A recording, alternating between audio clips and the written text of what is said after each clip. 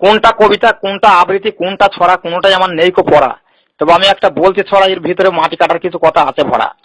সরকার এলো মাটি কাটা, প্রধানদের কাজ রাস্তা দেখা, ক্যাডারদের হাতে আছে ফেটি, তারা দাঁড়িয়ে থেকে নিচে মাটি কেটে। মাটি কাটায় কিছু হচ্ছে ফাঁকি, সুপারভাইজারদের খাতা সাইতে হয়ে যাচ্ছে ফাটাফাটি। 100 দিনের কাজ ঠিকই রয়, কিন্তু মাটি কাটার জায়গা কই? মাটির বড় অভাব আছে, শ্রমিকদের কিছু খাজলত আছে। ওরা খাইদের মাটি খাইতে ফেলে, জবর জবর কথা বলে।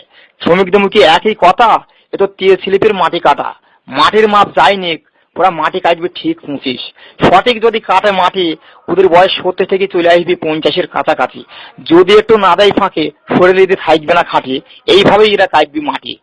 মাটি কাটতে লাগে ঝুড়ি, মেয়েদের কাঁটা সবই চেরি। চেরির মাটিকে আর রাস্তা হয়, হাজরি সই করতে যায়। হাজরি সই হয়ে গেল, চেরি নিয়ে সবাই ঘরে গেল। না গিয়ে বা কইবি কি, ভারত চাই তো ফাঁকিবাজি। যে যত দেবে ফাঁকি, সরকারের খাতায় সেই খাঁটি। এমপি এমএলএ দিচ্ছে ফাঁকি, 100 জায়গায় হয়েছে 25 মাটি। মাটি কাটা নাই ছেলে খেলা, কার্তিক সব খেলছে খেলা। কে কার গায়ে মারে ঢেলা, জোতে বসে 5টা বিড়ি খায়, ক্যাডাররা কি ধরে তোলায়। বাপ কাকারা উঠে পড়ো, 11টা বেজে গেল। শ্রমিকেরা এবার করবি কি, মাটি তো ধারে কাটাচ্ছি।